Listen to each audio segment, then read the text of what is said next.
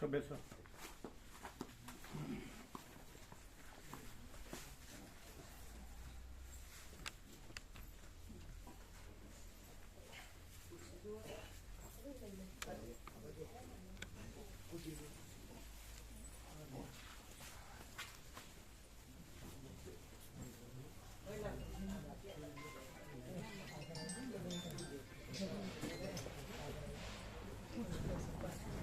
આ બધા ક્યાંથી બધા જીંદવાડા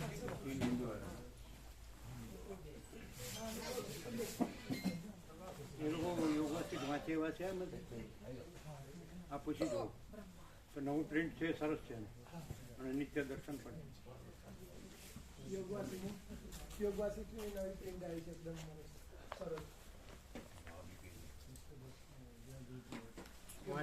વાંચેવા છે. હા બધા અભ્યાસી છે તુલસી પ્રભુના ચિરંજીવી છે પછી બધા લેવો એટલે આમ અંદર છાપેલી કિંમત 1500 છે પણ ચીનુપ્રોએ સેવાણમાં 800 આપી છે. છાપેલી કિંમત 1500 છે 2 ભાગની. આ બતાડો બે ભાગ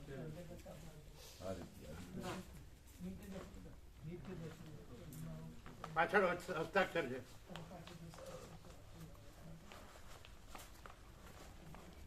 નિત્ય દર્શન છે અને આમ 1500 કોર્સ છે પણ સાંભળો બધાને વધારે લાભ લે બધા એટલે ચીનુપ્રો 800 આપે છે. આમ 1500 છાપેલી કિંમત છે.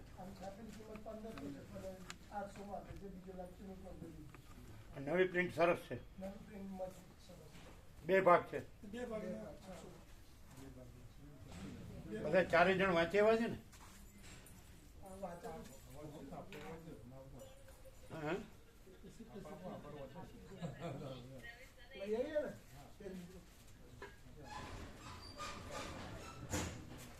સેવા સાંભળો ચિરપ્રભુ સેવા તો પછી આપશે ચાલશે. હાલના સેવાની જરૂર નથી. હાલના સેવાની જરૂર નથી ખાલી ને લખ લે નામને આપી દે. સેવા તો પછી અપાય કશો 4 જણ લેશે ને આપી દો ચાલશે. અને નિત્ય દર્શન પણ આપજો લીટ પણ આપજો અને સચ્ચિત આનંદ પણ આપજો. એટલે નિરપેક્ષ ત્રિભુગીતા સાર આત્મકથા બધું અને નિત્ય દર્શન એટલું આપો.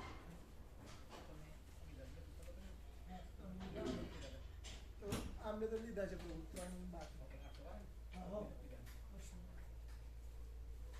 ભગા પ્રભુ આવી ગયા છે. શું આવી ગયું? એમને લીધા અમને બચ્ચા હતા ને ત્યારે લીધા છે. શું લીધું? યોગ વાસિષ્ઠ બંને ભાગ લઈ ગયા. નવા લીધા નવા કોને આપ્યા? પસા પ્રભુએ. અચ્છા એટલે એમને નથી આપી દે ને કે એમણે તો એક જ સેટ લીધો હતો? પસા પ્રભુ એક જ લીધો હતો એમને આપી દે એમનો તમને આપ્યો એમ જ થયું. એટલે એમણે એમનો જ સેટ આપ્યો એવો અર્થ એક જ લીધો હતો તો એમનો પાછો આપી દેવાનો તમે લઈ લો. પૂછી લેજો પ્રસા પ્રભુ. પૂછો એ આઈડિયા બાદ છે.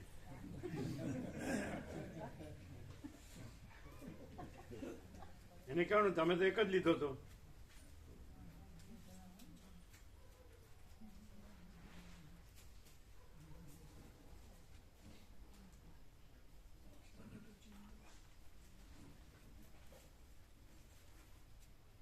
એને કે તમે તો એક જ લીધો હતો તમે આપી દો તો પછી તમે તમારો પાછો લઈ લો ને એમને લેવા દો.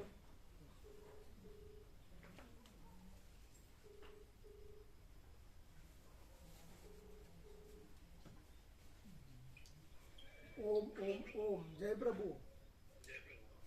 આપણે તમે તો તમારો એક જ સેટ લીધો હતો યોગ વાસિષ્ઠ. યોગ વાસિષ્ઠ એટલે તમે તો ભગા પ્રભુ આપી દો ને. પણ તમારો સેટ તમે ભગા પ્રભુ આપી દીધો ને. 2 સેટ લીધા હતા તમે. 2 સેટ લીધા હતા પ્રભુ. 2 લીધા ને? 2 લીધા હતા ને. નોંધેલા હશે ને તો પછી પુરુષોત્તમ પ્રભુ તમે 2 સેટ લીધા હતા ને. તો એ તમારો સેટ તમે ભગા પ્રભુ આપી દીધો. એક જ સેટ લીધો હતો. વાંચવા લીધા છે એમ કે એટલે એમનો પાછો આપી દે. એમને આપો ને એમનો પાછો આપી દે. હા હા હા પ્રભુ એમને આપો, હા એમનો અમે પાછો આપી દેજો. તમારો તમને પાછો આપી દેશે એમને અહીંયાથી આપી દઈએ છે ભગા પ્રભુને એમનો સાહેબ હા? તમારો તમને પાછો આપી દેશે હા એટલે સેવા લીધી નથી ને એની પાસે? સેવા લીધી છે એમની જોડેથી હા મેં આપી છે એવું કહે છે એ તો કરી દેશે સેવાનું પ્રભુ આપી દે ને. હા આપી એ દઈએ. સેટ એને પાછો આપી દેજો. એ સાહેબ એમને પાછો આપી દે 4 સેટ આપો. ઓમ ઓમ ઓમ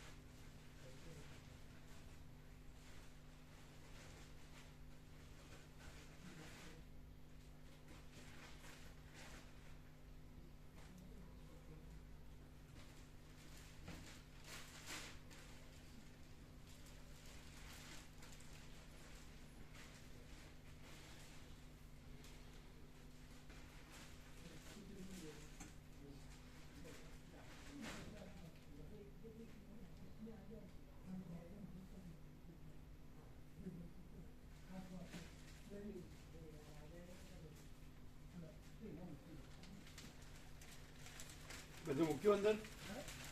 લાવ બીજું બધું ભેગું મૂકી દો.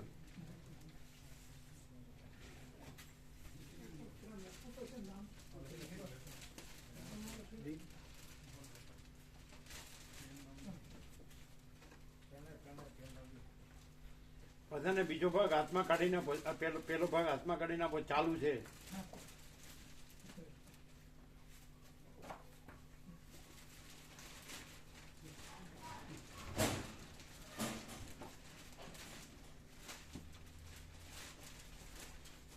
ઉપર 1 નંબર લખ્યો છે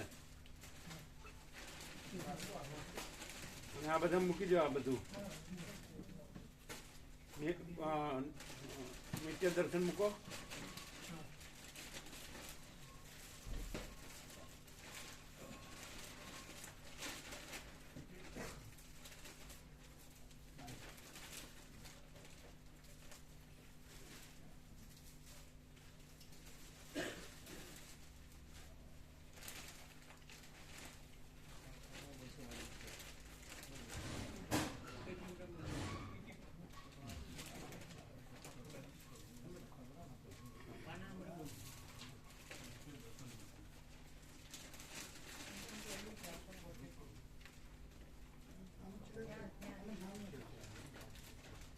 નિત્ય દર્શન બધા મૂકજો. પછી એને એક ફોલ્ડ ખોલીને બતાડવાનું કે આમાં અંદર છે ને બધું, એમાં બધો સાર આવી જાય.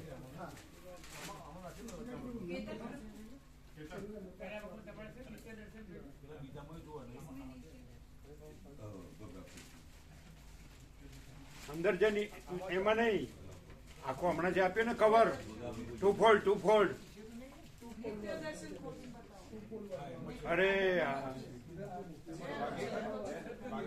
અંદર 2 ફોલ્ડ છે.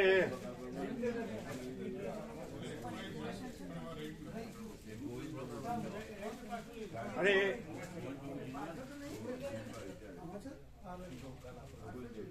એ ખોલી બતાડો ચારે ને.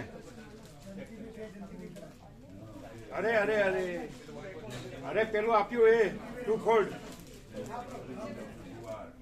અરે આ સમજતા નથી,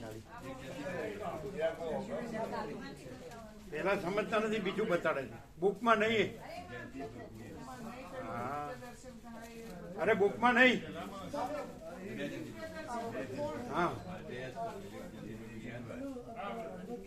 એમાં ખોલીને બતાડો, એમાં બધો સાર આવી જાય.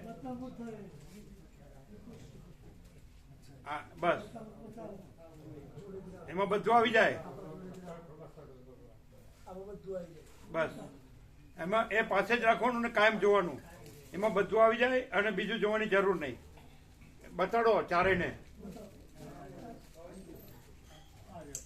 હા, એ પાસે જ રાખવાનું, એમાં બધું આવી ગયું. હા, એમાં બધો સાર આવી ગયો, બીજું કઈ જોવાની જરૂર નહીં.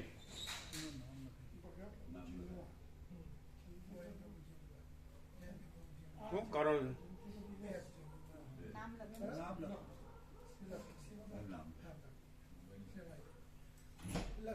ચાર નામ લખી દે. જેંડવા લખ્યું ને?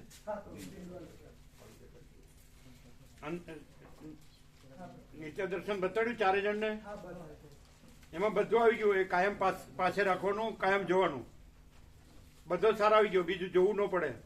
ખ્યાલ આવ્યો? શું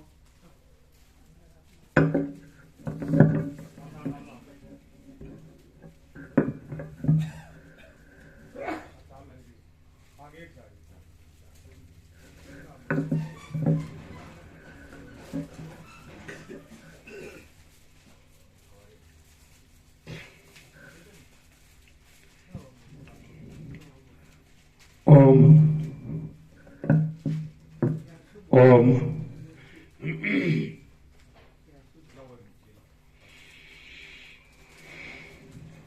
परम चिदाकाश, परम ज्योति, अखंड ज्योति, महाचिदाकाश, स्वयं प्रकाश, संपूर्ण प्रकाश, पूर्ण ब्रह्म, अनंत तेज घन, अनंत चित घन, परमाकाश, केवल अनंत शुद्ध तेज घन, परमाकाश, अखिल आत्मा, पूर्ण ब्रह्म, परमात्मा, परम चिदाकाश, परम ज्योति, अखंड ज्योति, अनंत पूर्ण परम चिदाकाश, परम शांति, स्वयं सिद्ध, स्वयं प्रकाश, स्वयं पूर्ण, स्वस्वरूप, यही सब कुछ है, इसके सिवा कुछ नहीं है। शून्यभास, अनंत कोटि, महाकल्पो है ही नहीं। महाचिदाकाश, स्वयं प्रकाश, संपूर्ण प्रकाश, महाचिदाकाश ज्योति, अनंत, अखंड, अभेद, महाचिदाकाश ज्योति, महातत्व, महासामान्य, महाचिदाकाश, સ્વસંવેદ્ય સહજ નિર્વિકલ્પ મહાચિદાકાશ પરમ કૈવલ્ય પરમ શાંતિ પરમ ચિદાકાશ અનંત પૂર્ણ નિરપેક્ષ સત અનંત સંપૂર્ણ अपरिघ निर्भ्रांत निरपेक्ष वशिष्ठराम स्थिति प्रकरण राउंड 41 राउंड।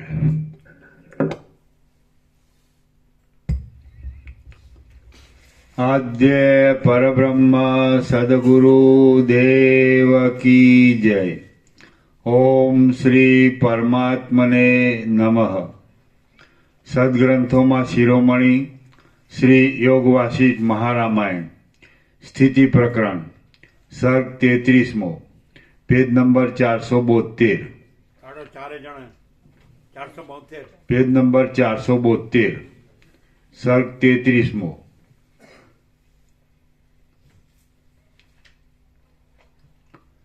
શુભ ઉદ્યોગ વગેરેનું વર્ણન અને અહંકારથી બંધન તથા તેના ત્યાગથી મોક્ષ।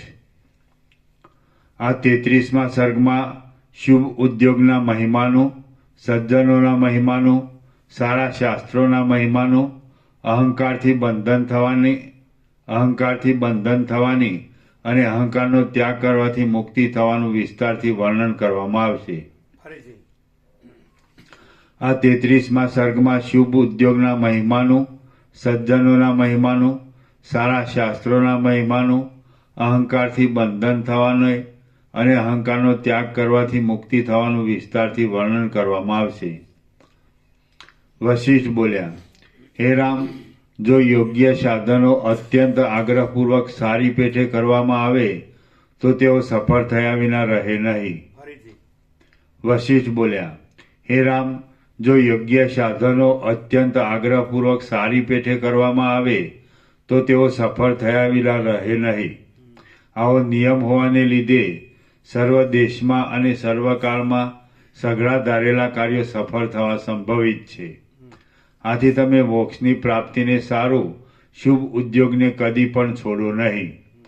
ઘણા મહાત્મા પુરુષોએ શુભ ઉદ્યોગમાં મંડ્યા રહેવાથી અશક્ય કાર્યો પણ કર્યા છે। ઘણા મહાત્મા પુરુષોએ શુભ ઉદ્યોગમાં મંડ્યા રહેવાથી અશક્ય કાર્યો પણ કર્યા છે। મિત્રો, સ્વજનો અને બંધુઓને આનંદ આપનારા નંદીએ તળાવમાં તપ કરીને મહાદેવના આરાધનરૂપ ઉદ્યોગ કરીને મૃત્યુને પણ જીતી લીધું છે। નંદીના નીચે ટાંચ છે। શિલાદ નામના એક મુનિ હતા।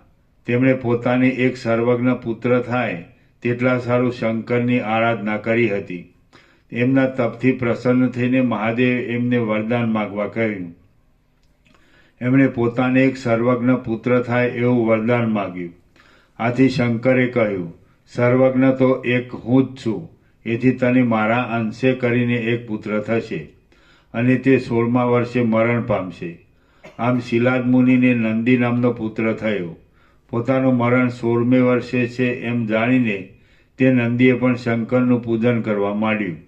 હવે તે 16મે વર્ષે શંકરનું પૂજન કરતો હતો તેવામાં મૃત્યુએ તેને પાશ વડે બાંધવા માંડ્યો। એટલે શંકરે પ્રકટ થઈ મૃત્યુને ડાબે પગે લાત મારી મૃત્યુ પાછો બેદી નાખ્યા અને નંદીને અજરામર કરી પોતાના સેવક તરીકે સ્થાપ્યો।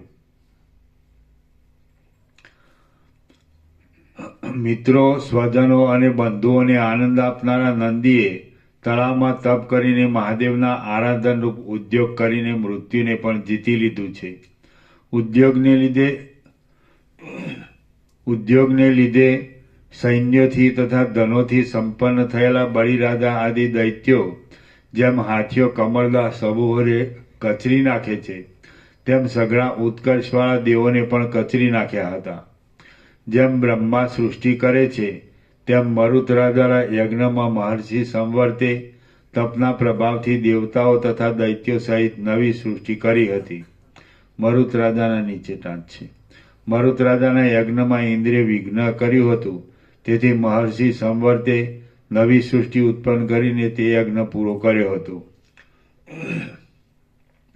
વિશ્વામિત્રે વારંવાર સગડાઓના કરતા અત્યંત અધિક તપ કરીને બ્રહ્મર્ષિપણું પણ મેળવ્યું છે અને તે બીજા ક્ષત્રિયોને મળવું બહુ કઠિન છે. દુર્ભાગી ઉપમન્યુને માંડ લોટ ભેળવેલું પાણી દૂધના બદલામાં મળ્યું હતું અને તેને પોતે રસાયણ સમજીને પીતા હતા. તે રસાયણ સમજીને પીતા હતા, છતાં તેમને તપના પ્રભાવથી ક્ષીર સમુદ્ર મેળવ્યો હતો. ઉપમન્યુના નીચે ટચ છે. ઉપમન્યુના પિતાની સ્થિતિ અત્યંત ગરીબ હતી. બીજું બાળકોને દૂધ પીતા જોઈને ઉપમન્યુએ પણ માની આગળ દૂધ માટે રડવા માંડ્યું. આથી માતાએ બાળકને પટાવવા માટે એને લોટ ભેળવેલું પાણી આપ્યું. ઉપમન્યુને આની ખબર પડી એટલે તેણે તપ કર્યું અને શંકરની સ્તુતિ કરી. તેથી શંકર પ્રસન્ન થયા અને તેમણે તેને ક્ષીરસાગરને તટે નિવાસ આપ્યો. ત્રૈલોક્યમાં પ્રખ્યાતિ પામેલા વિષ્ણુ તથા બ્રહ્મા આદિને પણ કાળ તણખલાની પેઠે ચાવી જાય છે, છતાં શ્વેત નામના મુનિએ તેને ભક્તિથી અને અત્યંત દ્રઢતાથી જીતી લીધો હતો. સાવિત્રી રાજકુમાર સત્યવાનની સ્ત્રી હતી અને યમરાજ તેના પતિને લઈ જતા હતા. ત્યારે તે પતિની પાછળ ગઈ અને સ્તુતિ આદિથી તથા યુક્તિ ભરેલા વચનોથી યમરાજને વશ કરીને તેણે પોતાના પતિને યમના હાથમાંથી છોડાવીને જીવતો કર્યો હતો. શાસ્ત્રમાં કહેલા શુભ ઉદ્યોગમાંનો એક પણ ઉદ્યોગ એવો નથી કે જેનું ફળ ન મળે. એટલા માટે તમારે અંતઃકરણમાં વિચાર કરીને ઉદ્યોગથી સર્વોત્તમ મુક્તિ પદ મેળવવું જોઈએ. સુખ દુઃખ તથા જન્મ આદિ દશાઓરૂપ સઘળી ભ્રાંતિઓનું મૂળ કાપી નાખે એવું તો એક આત્મજ્ઞાન જ છે. સુખ દુઃખ તથા જન્મ આદિ દશાઓરૂપ સઘળી ભ્રાંતિઓનું મૂળ કાપી નાખે એવું તો એક આત્મજ્ઞાન જ છે. માટે તેને સારું તમે પ્રબળ પ્રયત્ન કરો. આપદાઓમાં નાખવા માંગતી ભોગોની લાલચોનો નાશ કરવા સારું વિષયોમાં દોષ દ્રષ્ટિ કરવાની ગોઠવણો શોધવી જોઈએ. આપદાઓમાં નાખવા માંગતી ભોગોની લાલચોનો નાશ કરવા સારું વિષયોમાં દોષ દ્રષ્ટિ કરવાની ગોઠવણો શોધવી જોઈએ. એકે વિષયનો ત્યાગ કરવાથી જોકે વિષયનો ત્યાગ કરવાથી દુઃખ ઉત્પન્ન થાય છે, તો પણ તેવું સામાન્ય દુઃખ ભોગવ્યા વિના પરમાનંદ તત્વનું સુખ મળે એમ નથી. જોકે વિષયોનો ત્યાગ કરવાથી દુઃખ ઉત્પન્ન થાય છે, તો પણ તેવું સામાન્ય દુઃખ ભોગવ્યા વિના પરમાનંદ તત્વનું સુખ મળે એમ નથી. દુઃખ ભોગવ્યા વિના સુખ તે મળે? જોકે બ્રહ્મ નિત્ય પ્રાપ્ત જ છે, તેથી તેની પ્રાપ્તિ સારું સમ આદિ સાધનો રાખવાની જરૂર નથી. તો પણ બ્રહ્મનું નિત્ય પ્રાપ્તપણું જાણવામાં આવ્યું ન હોય ત્યાં સુધી એ સાધનો પરમ પુરુષાર્થ રૂપ છે. તો પણ બ્રહ્મનું નિત્ય જોકે બ્રહ્મ નિત્ય પ્રાપ્ત જ છે, તેથી તેની પ્રાપ્તિ સારું સમ આદિ સાધનો રાખવાની જરૂર નથી. તો પણ બ્રહ્મનું નિત્ય પ્રાપ્તપણું જાણવામાં આવ્યું ન હોય ત્યાં સુધી એ સાધનો પરમ પુરુષાર્થ રૂપ છે. બહુ કામના છે અને પ્રથમ બ્રહ્મજ્ઞાનના સુખને પ્રકટ કરનારા છે એમ સમજો. દેહાભિમાનનો ત્યાગ કરી સર્વદા શાંતિનો આશ્રય કરી તથા બુદ્ધિથી પોતાનું આર્યપણું વિચારીને સજ્જનનું સેવન કરવું જોઈએ. દેહાભિમાનનો ત્યાગ કરી સર્વદા શાંતિનો આશ્રય કરી તથા બુદ્ધિથી પોતાનું આર્યપણું વિચારીને સજ્જનોનું સેવન કરવું જોઈએ. સજ્જનોના સેવન વિના તપો, તીર્થો કે શાસ્ત્રોથી સંસારરૂપી સમુદ્રમાંથી પાર ઉતરવાના કામમાં જય મેળવી શકાય એમ નથી. સજ્જનોના સેવન વિના તપો, તીર્થો કે શાસ્ત્રોથી સંસારરૂપી સમુદ્રમાંથી પાર ઉતરવાના કામમાં જય મેળવી શકાય એમ નથી. જેને દિવસે દિવસે લોભ, મોહ તથા રોષ ઓછા થતા જતા હોય અને જે શાસ્ત્ર પ્રમાણે પોતાના કાર્ય કરતો હોય તેને સજ્જન જાણવો. જેને દિવસે દિવસે લોભ મોહ તથા રોષ ઓછા થતા જતા હોય અને જે શાસ્ત્ર પ્રમાણે પોતાના કાર્ય કરતો હોય તેને સજ્જન જાણવો. એવા સજ્જનોના સંગથી કોઈ દિવસે બ્રહ્મવેત્તા પુરુષોનો સંગ પણ અવશ્ય પ્રાપ્ત થાય છે. અને ત્યારે આ દ્રશ્યરૂપ ખટપટનો અત્યંત અભાવ થઈ જાય છે. દ્રશ્યનો અભાવ થાય તો પછી પરબ્રહ્મ જ અવશેષ રહે છે. કારણ કે દ્રશ્યનો અભાવ થતાં જીવ પણ બ્રહ્મમાં જ લય પામે છે. આ દ્રશ્ય કૌંસમાં દેખવામાં આવતું જગત આ દ્રશ્ય જગત ઉત્પન્ન થયું નથી, હતું નહીં, ઉત્પન્ન થશે નહીં અને વર્તમાન કાળમાં પણ નથી. જે પણ નથી જ અને વર્તમાન કાળમાં પણ નથી જ, પણ જે છે તે કેવળ નિરુપાધિક બ્રહ્મ જ છે. આવા પ્રકારની હજારો યુક્તિઓથી મેં તમને ઉત્પત્તિ પ્રકરણમાં સમજાવ્યું છે. આ પ્રકરણમાં પણ સમજાવતો આવું છું અને હવે પણ જે સર્વ વિદ્વાનોના અનુભવમાં આવેલું છે તે દેખાડીશ. બ્રહ્માંડના સર્વ અનુભવોનું અધિષ્ઠાન પરબ્રહ્મ નામનું મહાચૈતન્ય છે. ફરીથી બ્રહ્માંડના સર્વ અનુભવોનું અધિષ્ઠાન પરબ્રહ્મ નામનું મહાચૈતન્ય છે. તે નિર્મળ છે અને શાંત છે. માટે તેના આકાશાદિ સતથી તેમાં આકાશાદિ સતથી ઉત્પન્ન થાય છે. અસતથી ઉત્પન્ન બ્રહ્માંડના સર્વ અનુભવોનું અધિષ્ઠાન પરબ્રહ્મ નામનું મહાચૈતન્ય છે. તે નિર્મળ છે અને શાંત છે. માટે તેમાં આકાશાદિ સતથી ઉત્પન્ન થાય છે, અસતથી ઉત્પન્ન થાય છે કે માયાથી ઉત્પન્ન થાય છે. જો તે માયાથી ઉત્પન્ન થાય છે એમ માનીએ તો માયાથી જે ઉત્પન્ન થાય તે મિથ્યા જ હોય, માટે ઉત્પત્તિ થઈ જ નથી એમ સિદ્ધ થાય છે. બ્રહ્મમાં આકાશ આદિ ઉત્પન્ન થવું જ સંભવતું નથી. બ્રહ્મ છિદ્રોથી રહિત છે, કુટસ્થ છે અને નિત્ય છે.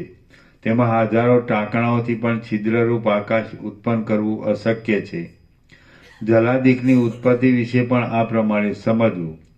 અચંચળ મહાચૈતન્યમાં માયારૂપ કલ્પિત ઉપાધિવાળો જે અંશ છે તે જ આ જગત રૂપે જણાતા ચમત્કારને ઉત્પન્ન કરે છે અને તે જ આ જગત છે એમ જાણે છે. મહાચૈતન્યમાં માયોપાધિક અંશની કલ્પના કરવાથી ચૈતન્યમાં ભેદ થાય છે એમ સમજવું નહીં. જેટલા જેટલા બ્રહ્માંડના અનુભવો છે તે સગળા મહાચૈતન્યરૂપી સૂર્યના કિરણોના સમૂહ જેવા છે. કિરણોના સમૂહ અને કિરણોવાળાનો શો ભેદ છે? આ પ્રમાણે છે. એટલા માટે મહાચૈતન્યરૂપી સૂર્ય નિર્વિકલ્પ છે એમ કહેવું યોગ્ય છે. વિચાર કરવાથી એ મહાચૈતન્યનો જે સાક્ષાત્કાર થાય છે તે જગતરૂપ અનુભવનો અસ્ત છે અને જે સાક્ષાત્કારનો અભાવ છે તે જગતરૂપી અનુભવનો ઉદય છે. વિચાર કરવાથી એ મહાચૈતન્યનો જે સાક્ષાત્કાર થાય છે તે જગતરૂપ અનુભવનો અસ્ત છે અને જે સાક્ષાત્કારનો અભાવ છે તે જગતરૂપી અનુભવનો ઉદય છે. જે અહંકાર છે તેનું ખરું સ્વરૂપ જ્યાં સુધી જાણવામાં ન આવ્યું હોય ત્યાં સુધી ત્યાં અહંકાર પરમાત્મામાં મેલરૂપ છે. પણ જો અહંકારનું ખરું સ્વરૂપ જાણવામાં આવે તો અહંકાર પરમાત્મા રૂપ જ મોક્ષરૂપ જ થઈ જાય છે. સ્વરૂપથી જાણવામાં આવેલો અહંકાર અહંકાર રૂપ નથી રહેતો, પણ જેમ પાણી પાણીની સાથે એક થઈ જાય છે તેમ પરમાત્માની સાથે એક થઈ જાય છે. અનુભવમાં આવતું અહંકારાદિ જગત વાસ્તવિક રીતે છે જ નહીં. અહંકાર એ શું છે એવો વિચાર કરતા અહંકારાદિ સગળું ટળી દઈને અવશ્ય એક ચૈતન્ય જ અવશેષ રહે છે. જેમ પ્રૌઢ બુદ્ધિવાળાઓને આ પિશાચ નથી એમ બોધ કરવાથી અપિશાચમાં થયેલી પિશાચની ભ્રાંતિ ટળી જાય છે. પણ થોડી સમજણવાળા બાળકોને તો આ પિશાચ નથી એમ સેંકડો વાર કહેતા છતાં પણ સંશય જ રહે છે. તેમ અહંકારથી રહિત થયેલાઓને બ્રહ્મમાં થયેલી જગતની ભ્રાંતિ ટળી જાય છે. પણ અહંકારવાળાઓને આ જગત નથી પણ બ્રહ્મ છે એમ સેંકડો વાર કહેવા છતાં પણ સંશય જ રહે છે.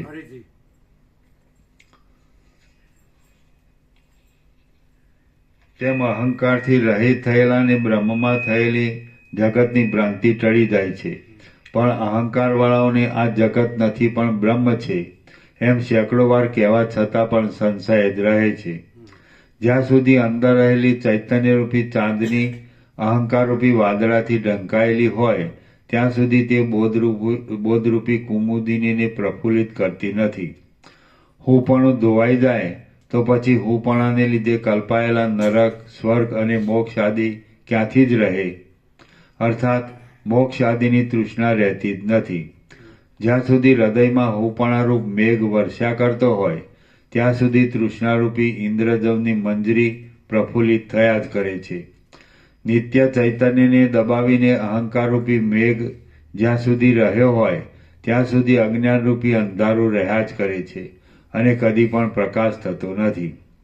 આ અહંકાર મુદ્દલ છે જ નહીં અને જીવે પોતે જ તેને મિથ્યા કલ્પી લીધેલો છે.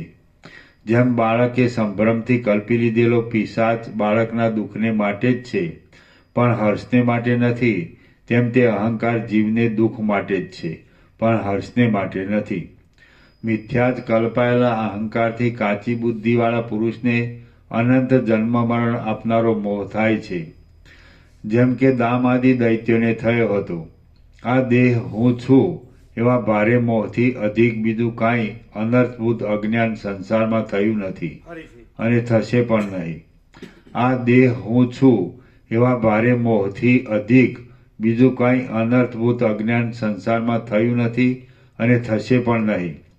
સંસારમાં જે કાંઈ આ સુખ અને દુઃખ અત્યંત આવ્યા કરે છે તે સગળું અહંકારરૂપી ચક્રના મોટા પરિણામરૂપ છે. અહંકારરૂપી અંકુરને વિચારવાળા મનરૂપી હળથી ઉખેડીને નાખી દેવામાં આવે તો સંસારનો નાશ કરનારું એવું જ્ઞાનરૂપી ધાન્ય કોઈ પણ રીતે છેદાતું નથી. અહંકારરૂપી અંકુરને વિચારવાળા મનરૂપી હળથી ઉખેડીને નાખી દેવામાં આવે તો સંસારનો નાશ કરનારું એવું જ્ઞાનરૂપી ધાન્ય કોઈ પણ રીતે છેદાતું નથી, પરંતુ તે તો હજારો શાખાઓથી વૃદ્ધિ પામીને ફળદાયી થાય છે. જે અહંકાર છે તે જ અનંત જન્મરૂપી વૃક્ષોનો કાંટો છે. તે વૃક્ષોની આ મારું એવા પ્રકારની મમતાઓરૂપ હજારો શાખાઓ ફેલાયેલી છે. વાસના આદિ પદાર્થો શિમળાના પાકા ફળોની પેઠે જરાક ઠોકર વાગવાથી ફાટી પડે એવા છે અને તે મોટા મોટા તરંગોની પંક્તિઓની પેઠે જરાક પ્રત્યાઘાતથી તૂટી જાય એવા છે. માટે તેમને વિચારરૂપી ઠોકર તથા પ્રત્યાઘાત દેવો જોઈએ. વાસ્તવિક રીતે જેમાં અહંકાર નથી તેવો આત્મા પોતાને તિરોહિત થઈ ગયેલી હું છું એવી ભાવનાથી સંસારરૂપી ચક્રના ભ્રમણ જેવો માત્ર જણાય છે. જન્મરૂપી અરણ્યમાં જ્યાં સુધી અહંકારરૂપી અંધકાર ફેલાયેલો છે ત્યાં સુધી ચિંતારૂપી આ મદોન્મત પિશાચણીઓ ગર્જના કરે છે. જે અધમ માણસને અહંકારરૂપી પિશાચ વળગ્યો હોય છે તે માણસના તે વળગાડને મટાડવા માટે શાસ્ત્રો કે મંત્રો કોઈ પણ સમર્થ નથી. રામ બોલ્યા, હે બ્રહ્મન, એ અહંકાર કયા ઉપાયથી ન વધે એ વિશે મને કહો, એટલે મને સંસારરૂપી ભયની શાંતિ થાય. વશિષ્ઠ બોલ્યા, આત્માનું જે વાસ્તવિક સ્વરૂપ મેં કહ્યું છે તે સ્વરૂપનું સર્વદા સ્મરણ રાખવામાં આવે અને આત્મા ચૈતન્યમય અરીસા જેવો નિર્મળ રહે તો અહંકાર વધતો નથી. વશિષ્ઠ બોલ્યા, આત્માનું જે વાસ્તવિક સ્વરૂપ મેં કહ્યું છે તે સ્વરૂપનું સર્વદા સ્મરણ રાખવામાં આવે અને આત્મા ચૈતન્યમય અરીસા જેવો નિર્મળ રહે તો અહંકાર વધતો નથી. આ સંસારરૂપી ઇન્દ્રજાળ મિથ્યા જ છે, માટે તેમાં રાગદ્વેષ રાખવાથી મારું શું વળે એમ છે. એ રીતનું મનમાં જો અનુસંધાન રાખવામાં આવે તો અહંકાર વધતો નથી. આ સંસારરૂપી ઇન્દ્રજાળ મિથ્યા જ છે, માટે તેમાં રાગદ્વેષ રાખવાથી મારું શું વળે એમ છે.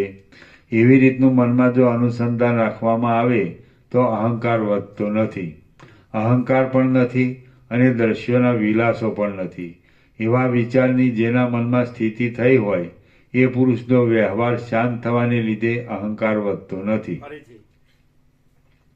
અહંકાર પણ નથી અને દ્રશ્યોના વિલાસો પણ નથી. એવા વિચારની જેના મનમાં સ્થિતિ થઈ હોય એ પુરુષનો વ્યવહાર શાંત થવાને લીધે અહંકાર વધતો નથી. આ હું છું અને આ જગત છે એવા બે વિચારો શત્રુ મિત્ર આદિને ઉત્પન્ન કરનારા છે. તેમનો ક્ષય થાય અને સર્વત્ર ચોખ્ખી ક્ષમતા પ્રાપ્ત થાય તો અહંકાર વધતો નથી. ફરીથી આ હું છું અને આ જગત છે એવા બે વિચારો શત્રુ મિત્ર આદિને ઉત્પન્ન કરનારા છે. તેમનો ક્ષય થાય અને સર્વત્ર ચોખ્ખી ક્ષમતા પ્રાપ્ત થાય તો અહંકાર વધતો નથી. દ્રષ્ટા, દર્શન અને દ્રશ્ય ઇત્યાદિ ત્રિપુટીઓ આ લેવું અને આ છોડી દેવું એવા પ્રકારની ભ્રાંતિઓને ઉત્પન્ન કરનારી છે. તેમનો ક્ષય થાય અને સર્વત્ર ચોખ્ખી ક્ષમતા પ્રાપ્ત થાય તો અહંકાર વધતો નથી. ફરીથી દ્રષ્ટા, દર્શન અને દ્રશ્ય ઇત્યાદિ ત્રિપુટીઓ આ લેવું અને આ છોડી દેવું એવા પ્રકારની ભ્રાંતિઓને ઉત્પન્ન કરનારી છે. તેમનો ક્ષય થાય અને સર્વત્ર ચોખ્ખી ક્ષમતા પ્રાપ્ત થાય તો અહંકાર વધતો નથી. રામ બોલ્યા, હે પ્રભુ, જાગ્રતમાં, સ્વપ્નમાં અને મનોરથમાં જે અહંકાર થાય છે તેનો આકાર કેવો છે? તેનો ત્યાગ શી રીતે થાય અને ત્યાગ કરવાથી શું થાય? વશિષ્ઠ બોલ્યા, હે રામ, આ જગતમાં અહંકાર 3 પ્રકારના છે. તેઓમાં 2 શ્રેષ્ઠ છે અને એક ત્યાગ કરવા યોગ્ય છે. હું એ વિષયનું વિવેચન કરું છું તે તમે સાંભળો. આ જે સઘળું જગત છે તે હું છું અને જે અવિનાશી પરમાત્મા છે તે પણ હું છું. જગતમાં મારાથી જુદું કાંઈ જ નથી. આવી રીતનો જે અહંકાર થાય તેને ઉત્તમ સમજવું. ફરીથી આ જે સઘળું જગત છે તે હું છું અને જે અવિનાશી પરમાત્મા છે તે પણ હું છું. જગતમાં મારાથી જુદું કાંઈ જ નથી. આવી રીતનો જે અહંકાર થાય તેને ઉત્તમ સમજવું. આ અહંકાર મોક્ષ માટે છે પણ બંધન માટે નથી. અને તે ચોથી અથવા 5મી ભૂમિકામાં રહેલા જીવન મુક્ત હોય છે. હું સર્વ કરતા અત્યંત સૂક્ષ્મ છું માટે સર્વથી ન્યારો છું એવો બીજા પ્રકારનો જે અહંકાર થાય છે તેને પણ શુભ સમજવો. ફરીથી હું સર્વ કરતા અત્યંત સૂક્ષ્મ છું માટે સર્વથી ન્યારો છું એવો બીજા પ્રકારનો જે અહંકાર થાય છે તેને પણ શુભ સમજવો. એ અહંકાર મોક્ષ માટે છે પણ બંધન માટે નથી અને તે 6ઠ્ઠી ભૂમિકામાં રહેલા જીવન મુક્તને હોય છે. 7મી ભૂમિકામાં રહેલા જીવન મુક્તને અહંકાર છે એવી જો કલ્પના કરીએ તો તે નામ માત્ર જ રહેલો છે. હાથ તથા પગ આદિ અવયવવાળો જે 7મી ભૂમિકા 7મી ભૂમિકામાં રહેલા જીવન મુક્તને અહંકાર છે એવી જો કલ્પના કરીએ તો તે નામ માત્ર જ રહેલો છે. હાથ તથા પગ આદિ અવયવવાળો જે આ દેહ છે તે હું છું એવો ત્રીજા પ્રકારનો જે અહંકાર છે તે લૌકિક છે અને તુચ્છ જ છે. એ ત્રીજો દુરાત્મા અહંકાર એક જાતનો મોટો શત્રુ જ છે. એટલા માટે તેનો ત્યાગ જ કરવો જોઈએ. ફરીથી હાથ પગ આદિ અવયવવાળો જે આ દેહ છે તે હું છું એવો ત્રીજા પ્રકારનો જે અહંકાર છે તે લૌકિક છે અને તુચ્છ જ છે. એ ત્રીજો દુરાત્મા અહંકાર એક જાતનો મોટો શત્રુ જ છે. એટલા માટે તેનો ત્યાગ જ કરવો જોઈએ. અનેક પ્રકારની માનસિક પીડાઓ કરનારો એ ત્રીજો અહંકારરૂપી બળવાન શત્રુ જો જીવને ખરાબ કરી નાખે છે જે જીવને ખરાબ કરી નાખે છે તે જીવ પાછો ઠેકાણે આવતો નથી. સ્વાભાવિક રીતે અનાદિકાળથી ચોંટેલા એ ત્રીજા દુષ્ટ અહંકારે જેમની બુદ્ધિને ભમાવી નાખી છે તે લોકો સંકટોમાં ડૂબ્યા કરે છે. પહેલા બેમાંના ગમે તે અહંકારવાળો જીવ મહાત્મા કહેવાય છે અને મુક્તિ પામે છે, પણ ત્રીજા લૌકિક અહંકારવાળો જીવ તો દ્રઢ રીતે સંસારમાં જ ગોથા ખાયા કરે છે. પહેલા 2 અહંકારનો અંગીકાર કરી હું દેહ નથી એવો નિર્ણય કરીને ત્રીજા લૌકિક અહંકારનો ત્યાગ કરવો એમ પૂર્વના વિદ્વાનોનો સિદ્ધાંત છે. એટલા માટે પહેલા 2 અહંકારનો અંગીકાર કરી ત્રીજા દુઃખદાયી લૌકિક અહંકારનો ત્યાગ જ કરવો યોગ્ય છે. દામ, વ્યાલ અને કટ એ 3 દૈત્યો ત્રીજા લૌકિક અહંકારથી એવી દશાને પામ્યા હતા કે તે દશાની વાતો કરતા પણ ખેદ ઉત્પન્ન થાય છે. રામ બોલ્યા, હે બ્રહ્મન, ચિત્તમાંથી એ ત્રીજા લૌકિક અહંકારનો ત્યાગ કરીને પુરુષ કેવી રીતે વર્તે તો તે પોતાના હિતને પ્રાપ્ત થાય? વશિષ્ઠ બોલ્યા, લૌકિક અહંકાર ત્યાગ કરવા યોગ્ય છે અને દુઃખદાયી છે. તેનો ત્યાગ કરીને પુરુષ જેમ જેમ ગુરુ સેવા આદિ શુભ સાધનોમાં તત્પર રહે છે તેમ તેમ તેને પરમ પદ સમીપમાં આવતું જાય છે. ફરીથી વશિષ્ઠ બોલ્યા, લૌકિક અહંકાર ત્યાગ કરવા યોગ્ય છે અને દુઃખદાયી છે. તેનો ત્યાગ કરીને પુરુષ જેમ જેમ ગુરુ સેવા આદિ શુભ સાધનોમાં તત્પર રહે છે તેમ તેમ તેને પરમપદ સમીપમાં આવતું જાય છે. પુરુષ જો પહેલા અહંકારની અને બીજા અહંકારની ભાવના કરીને રહે છે તો ઊંચા પદને પ્રાપ્ત થાય છે અને તેમને પણ છોડી દઈ સઘળા અહંકારોથી રહિત રહે છે તો તે પુરુષ પરમપદને પામે છે. હે રામ, આવા વિચાર રાખી પરમાનંદના બોધને માટે સર્વદા સઘળા યત્નો કરીને છેલ્લા દુષ્ટ લૌકિક અહંકાર, હું દેહ છું એવા અહંકારનો તો અવશ્ય ત્યાગ કરવો જોઈએ.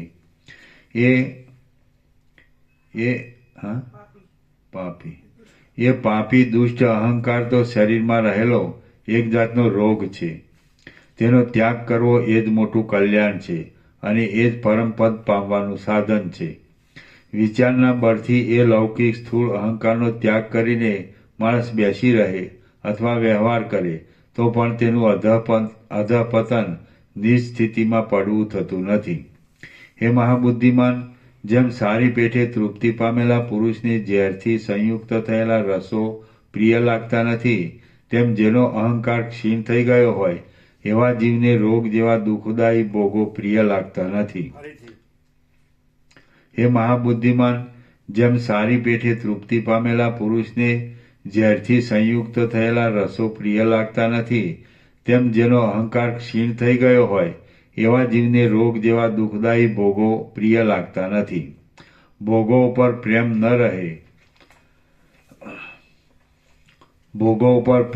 રહે ત્યારે પુરુષને મોક્ષરૂપ કલ્યાણ સમીપમાં જ આવે છે. ફરીથી ભોગો પર પ્રેમ ન રહે ત્યારે પુરુષને મોક્ષરૂપ કલ્યાણ સમીપમાં જ આવે છે.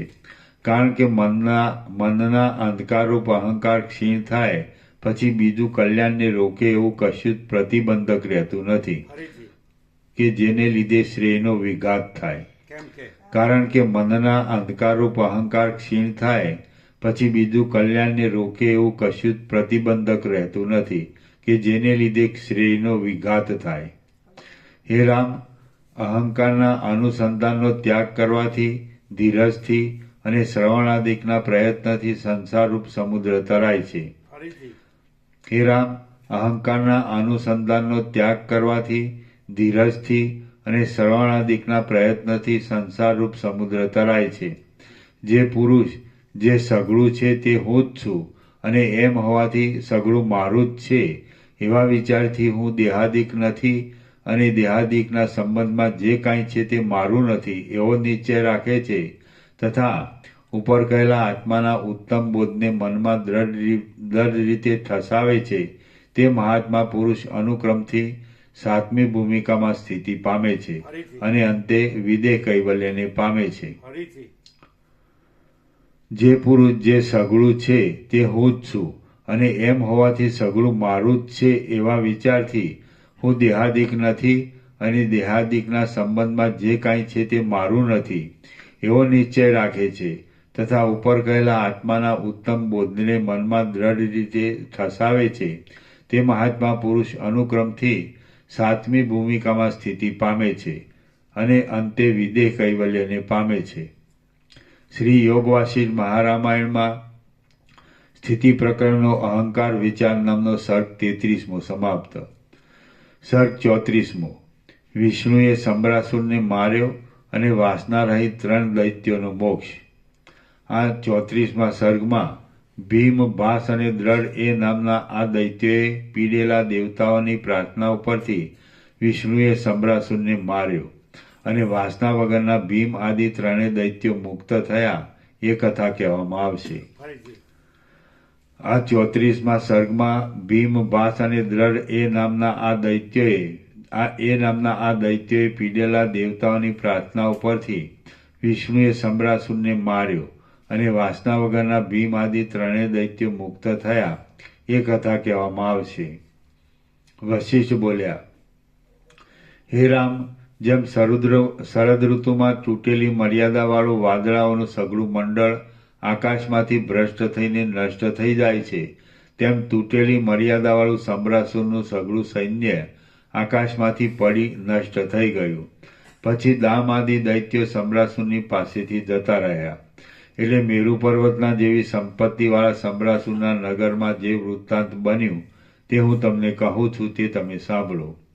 જેના સૈન્યને દેવતાઓએ જીતી લીધેલું તેવા સંબરાસુરે કેટલાયક વર્ષો કાઢી પાછો દેવતાઓના વધનો ઉદ્યોગ કરીને વિચાર કર્યો કે મેં માયાથી દામાદિ જે અસુરોને બનાવ્યા હતા તેમણે તો મૂર્ખતાને લીધે યુદ્ધમાં ખોટા દુષ્ટ અહંકારની જ ભાવના કરી, એટલે તેઓ હારી ગયા. હવે મારે માયાથી બીજા દાનવોને સર્જવા અને તેમને વેદાંત શાસ્ત્ર જાણનારા તથા વિવેકી કરવા. તત્વના પરિજ્ઞાનને લીધે તેઓ મિથ્યા ભાવના વગરના હશે, એટલે તેઓ અહંકારને ધારણ કરશે નહીં અને તેથી દેવતાઓને જીતી લેશે. આ પ્રમાણે દૈત્યરાજ સંબરાસુરે વિચાર કર્યો. પછી જેમ સમુદ્ર પરપોટાઓને ઉત્પન્ન કરે છે તેમ તેણે માયાથી પોતાના ધાર્યા પ્રમાણે ભીમ, ભાસ અને દ્રઢ એ નામના 3 દાનવોને ઉત્પન્ન કર્યા. આત્મતત્વને જાણનારા હોવાને લીધે સઘળું જાણનારા, રાગ રહિત, દોષ વગરના, જે કામ આવી પડે તે જ કામને કરનારા, આત્માનું અનુસંધાન કરનારા, ઉત્તમતાવાળા, નિષ્પૃહપણાથી સઘળા જગતને તરણા જેવું જોતા અને પવિત્ર મનવાળા એ ત્રણેય દૈત્યોએ ઊંચે આવીને આકાશને ઘેરી લીધું. ઝળકતા શસ્ત્રોવાળા એ દૈત્યો વર્ષાઋતુમાં વીજળીઓવાળા વાદળાઓની પેઠે ગર્જના કરતા હતા. તેઓ દેવતાઓની સામે ઘણા વર્ષો સુધી લડ્યા, પણ વિવેકને લીધે કદી પણ તેમણે અહંકાર કર્યો નહીં. એ 3 દૈત્યોને મનમાં આ અમારું છે એવી વાસના ઉદય પામતી તો આ દેહ છે તે કોણ છે અને અમે કોણ છીએ એવા વિચારથી તે વાસના તરત જ પાછી અસ્ત પામતી હતી. શરીર ખોટું છે અને દેવતાઓ પણ ખોટા છે. જે અમે છીએ તે કોણ છીએ? બ્રહ્મ જ છીએ. એવા વિચારના પ્રભાવથી એમને ભય આદિનો ઉદય થયો નહીં. આ શરીર ખોટું છે, આ યુદ્ધાદિ કાંઈ છે જ નહીં. અમારામાં શુદ્ધ ચૈતન્ય વિના બીજું કાંઈ છે જ નહીં. અને જે આ અહંકાર થાય છે તે અમારા સ્વરૂપથી જુદો નથી. એવો નિશ્ચય રાખીને તે દૈત્યો પ્રવૃત્તિ કરતા હતા. એ ભીમ, ભાસ અને દ્રઢ નામના મુખ્ય દૈત્યો અહંકારથી રહિત હતા. વૃદ્ધાવસ્થાના તથા મરણના ભય વગરના હતા. આવી પડેલા કામને જ કરનારા હતા. ધીર હતા અને વર્તમાન કાળને જ અનુસરનારા હતા. તેઓ સર્વદા આસક્તિ વગરની બુદ્ધિવાળા હતા. બીજાઓને મારવા છતાં પણ મારનારપણાનું અભિમાન ધરાવનારા નહોતા. વાસનાઓના સમૂહોથી રહિત હતા અને કાર્યો કરવા છતાં પણ કર્તાપણાનું અભિમાન કરતા નહોતા. તેઓ ફળની ઈચ્છાથી નહીં પણ સ્વામીનું કામ સેવકોએ અવશ્ય કરવું જોઈએ એવા નિયમને અનુસરીને યુદ્ધમાં તત્પર રહેતા હતા. તેઓ રાગદ્વેષથી રહિત હતા અને સર્વદા સમદ્રષ્ટિવાળા હતા. તેમણે પોતાની ખરદની પેઠે દેવતાઓની સેનાને હણી નાખી, વશ કરી, ભોગવી, હરી લીધી અને બાળી નાખી. આમ ભીમ, ભાસ અને દ્રઢ નામના દૈત્યોએ દેવતાઓની સેનાને અત્યંત ત્રાસ પમાડ્યો. એટલે તે સેના હિમાલયમાંથી નીકળેલી ગંગાની પેઠે વેગથી નાસી ગઈ. જેમ વાયુએ પીડેલી વાદળાઓની પંક્તિ પર્વતને શરણે જાય તેમ દૈત્યોએ પીડેલી દેવતાઓની તે સેના ક્ષીર સમુદ્રમાં શયન કરનારા નારાયણને શરણે ગઈ. જેમ દુષ્ટ કામી પુરુષોથી બીધેલી સ્ત્રીને તેનો સ્વામી ધીરજ આપે તેમ દૈત્યોથી બીધેલી દેવતાઓની તે સેનાને શેષશાહી નારાયણે ધીરજ આપી. જ્યાં સુધી નારાયણે સંબરાસુરને મારવાની ગોઠવણ કરી ત્યાં સુધી એ દેવતાઓની સેના નારાયણના નિવાસરૂપી શ્વેતદ્વીપમાં જ રહી. પછી નારાયણને અને સંબરાસુરને દારૂણ યુદ્ધ થયું અને તેમાં આ કાળમાં પણ પ્રલયકાળની પેઠે મોટા મોટા પર્વતો ઉડ્યા. એ સંગ્રામમાં સૈન્યો તથા વાહનો સહિત તે સમ્રાસુર નારાયણના હાથથી મરણ પામ્યો અને વૈકુંઠપુરીને પ્રાપ્ત થયો. જેમ પવન દીવાઓને હોલવી નાખે છે તેમ વિષ્ણુએ તે વિષમ સંગ્રામમાં ભીમ, ભાસ અને દ્રઢ નામના એ દૈત્યોને શાંત કરી દીધા. વાસનાઓથી રહિત જ રહેલા એ લોકો જ્યારે શાંત થયા ત્યારે જેમ હોલવાઈ ગયેલા દીવાઓની ગતિ કોઈના જાણવામાં આવતી નથી તેમ તેમની ગતિ પણ કોઈના જાણવામાં આવી નહીં. કૌંસમાં કર્માદિક કરનારાઓ મરણ પામ્યા પછી તે લોકમાં કર્માદિક કરનારાઓને મરણ પામ્યા પછી તે લોકમાં જવું પડે છે. તેથી લોકની ગતિ બીજાઓના જાણવામાં આવે, પણ બ્રહ્મવેત્તાઓને તો મરણ પામ્યા પછી પણ સ્વરૂપમાં જ રહેવાનું થાય છે, માટે તેમની ગતિ કોઈના જાણવામાં આવે જ નહીં. હે રામ, મન જો વાસનાવાળું હોય તો બંધાયેલું છે અને વાસના વગરનું હોય તો મુક્ત જ છે. હે રામ, મન જો વાસનાવાળું હોય તો બંધાયેલું જ છે અને વાસના વગરનું હોય તો મુક્ત જ છે. એટલા માટે તમે વિવેકથી વાસના રહિતપણું સંપાદન કરો. સાચા સ્વરૂપ ચૈતન્યનું સારી પેઠે અવલોકન કરવાથી વાસના ક્ષય પામે છે.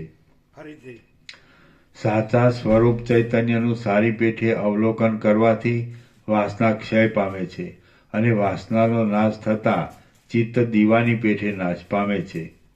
પરિપૂર્ણ અને વાસ્તવિક સત્ય એવો ચૈતન્યાત્મા આ જે દ્રશ્યની ભાવના કરે છે તે દ્રશ્ય કાંઈ પણ સાચું નથી અને ભાવના પણ સાચી નથી. પરિપૂર્ણ અને વાસ્તવિક સત્ય એવો ચૈતન્યાત્મા આ જે દ્રશ્યની ભાવના કરે છે તે દ્રશ્ય કાંઈ પણ સાચું નથી અને ભાવના પણ સાચી નથી એમ વિચાર કરીને ચિન્માત્રનું દર્શન કરવું એ જ યોગ્ય અવલોકન છે. આ જે સઘળું જગત છે તે આત્મા જ છે, માટે કોણ, ક્યાં અને કોની ભાવના કરે, જે ભાવના કહેવાય છે તે મુદ્દલ છે જ નહીં એમ જે વિચારવું તે યોગ્ય અવલોકન છે. વાસનાઓનો અર્થ ચિત્ત અને ચિત્તનો અર્થ એ સઘળું સત્ય વિચારથી જેમાં લીન થાય છે તે પરમપદ છે. વાસનાઓનો અર્થ ચિત્ત અને ચિત્તનો અર્થ એ સઘળું સત્ય વિચારથી જેમાં લીન થાય છે તે પરમપદ છે. વાસનાઓથી ઘેરાયેલું ચિત્ત સંસારમાં રહેલું છે અને તે જો વાસનાઓથી રહિત થાય છે તો જીવન મુક્ત કહેવાય છે. વાસનાઓથી ઘેરાયેલું ચિત્ત સંસારમાં રહેલું છે અને તે જો વાસનાઓથી રહિત થાય છે તો જીવન મુક્ત કહેવાય છે. ચિત્ત ખોટા ભૂતની પેઠે ઉદય પામીને ઘટપટ આદિ અનેક આકારો ગ્રહણ કર્યા કરે છે, માટે તેને તરત જ શાંત કરવું જોઈએ. હે રામ, જેમ દામ, વ્યાલ અને કટનું ચિત્ત દેહાત્મ ભાવે પરિણામ પામ્યું હતું તેમ તમારું ચિત્ત દેહાત્મ ભાવે પરિણામ ન પામો.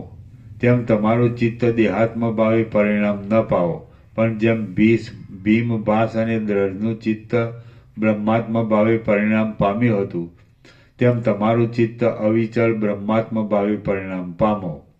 હે રામ, મારા પિતા બ્રહ્માએ મને પૂર્વે કહ્યું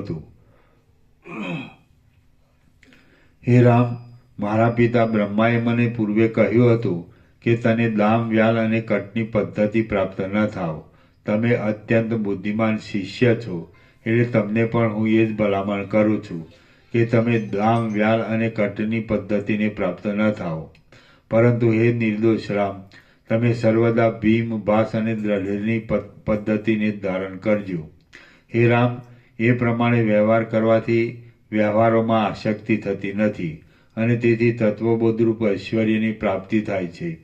ત્યારે અપાર સુખ દુઃખોની સાંકળોવાળી અને અનેક જન્મોમાં તાપ આપવાને સારું પ્રાપ્ત થયેલી એવી આ સંસારની પદવીનો પોતાના મૂળ અજ્ઞાન સહિત સમૂળો નાશ થઈ જાય છે. શ્રી યોગ વાસિષ્ઠ મહારામાયણમાં સ્થિતિ પ્રકરણનો દામ, વ્યાલ, કટો ઉપાખ્યાન સમાપ્તિ નામનો સર્ગ 34મો સમાપ્ત. સર્ગ 35મો વાસના ત્યાગનું નિરૂપણ.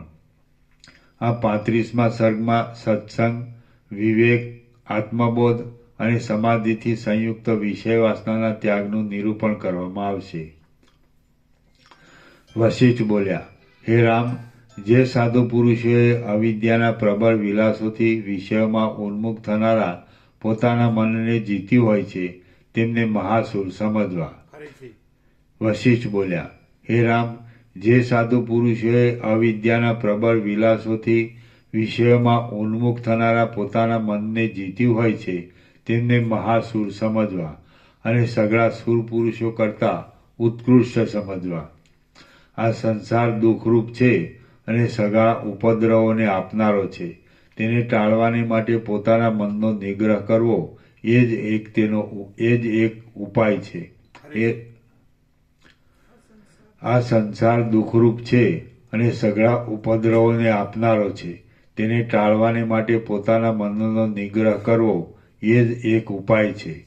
હે રામ, હવે હું જ્ઞાનનું સર્વસ્વ કહું છું તે સાંભળો, અને તે સાંભળ્યા પછી મનમાં ગૂંટી રાખો. ભોગોની ઈચ્છા એ જ બંધ છે, અને તે ઈચ્છાનો ત્યાગ એ જ મોક્ષ છે. ફરીથી ભોગોની ઈચ્છા એ જ બંધ છે, અને તે ઈચ્છાનો ત્યાગ એ જ મોક્ષ છે. ફરીથી ભોગોની ઈચ્છા એ જ બંધ છે, અને તે ઈચ્છાનો ત્યાગ એ જ મોક્ષ છે એમ કહેવાય છે. બીજા શાસ્ત્રોની રચનાઓ જોવાનું કાંઈ પ્રયોજન નથી. ફરીથી બીજા શાસ્ત્રોની રચનાઓ જોવાનું કાંઈ પ્રયોજન નથી. તમે માત્ર એટલું જ કરો કે આ સંસારમાં જે કાંઈ મીઠું લાગે છે તેને ઝેર જેવું અને અગ્નિ જેવું સમજો. ફરીથી તમે માત્ર એટલું જ કરો કે આ સંસારમાં જે કાંઈ મીઠું લાગે છે તેને ઝેર જેવું અને અગ્નિ જેવું સમજો. ફરીથી તમે માત્ર એટલું જ કરો કે આ સંસારમાં જે કાંઈ મીઠું લાગે છે તેને ઝેર જેવું અને અગ્નિ જેવું સમજો. વિષયોનો ત્યાગ કરવો બહુ વિષમ છે, તો પણ વારંવાર વિચાર કરીને પ્રથમ તો તેમનો ત્યાગ જ કરવો જોઈએ. ફરીથી વિષયનો ત્યાગ કરવો બહુ વિષમ છે, તો પણ વારંવાર વિચાર કરીને પ્રથમ તો તેમનો ત્યાગ જ કરવો જોઈએ. ત્યાગ કરીને સહનશક્તિનો અભ્યાસ કર્યા પછી અનુક્રમે તેમનું ગ્રહણ કરીએ તો પણ પરિણામ બગડતું નથી. કાંટાવાળા ઝાડોના બીજથી પથરાયેલી પૃથ્વી જેમ કાંટાઓના સમૂહને ઉત્પન્ન કરે છે, તેમ વાસનાઓથી ઘેરાયેલી બુદ્ધિ રાગદ્વેષ આદિ ઘણા દોષોને ઉત્પન્ન કરે છે. જેમાં વાસનાઓની ઝાડ ન લાગી હોય અને જેને રાગદ્વેષ પાછા ભૂતકાળમાં દીઠા ન હોય તેવી બુદ્ધિ ચંચળપણાથી રહિત થઈને ધીરે ધીરે ઉત્તમ શાંતિને પ્રાપ્ત થાય છે. ફરીથી જેમાં વાસનાઓની ઝાડ ન લાગી હોય અને જેને રાગદ્વેષ પાછા ભૂતકાળમાં દીઠા ન હોય તેવી બુદ્ધિ ચંચળપણાથી રહિત થઈને ધીરે ધીરે ઉત્તમ શાંતિને પ્રાપ્ત થાય છે. જેમ શ્રેષ્ઠ બીજવાળી પૃથ્વી કદી પણ ગ્લાનિ નહીં પામનારા સારા ગુણોવાળા અને ફળ દેનારા સુંદર અંકુરોને સમયસર ઉત્પન્ન કરે છે, તેમ સારી મતિ કદી પણ ગ્લાનિ નહીં પામનારા શાંતિ આદિ સારા ગુણોવાળા અને મોક્ષરૂપ ફળ આપનારા સમાધિ આદિ શુભ અંકુરોને સર્વદા ઉત્પન્ન કરે છે. જ્યારે દયા તથા ક્ષમા આદિ સદગુણોના અનુસંધાનથી પ્રસન્નતા પ્રાપ્ત થાય છે, ખોટી સમજણરૂપ ગાઢ મેઘ ધીરે ધીરે શાંત થાય છે. શુક્લ પક્ષના ચંદ્રની પેઠે સૌજન્ય વૃદ્ધિ પામે છે. આકાશમાં પ્રસરતા સૂર્યના તેજની જેમ જ્યારે હૃદયમાં પવિત્ર વિવેક ફેલાય છે, પોલાવાસમાં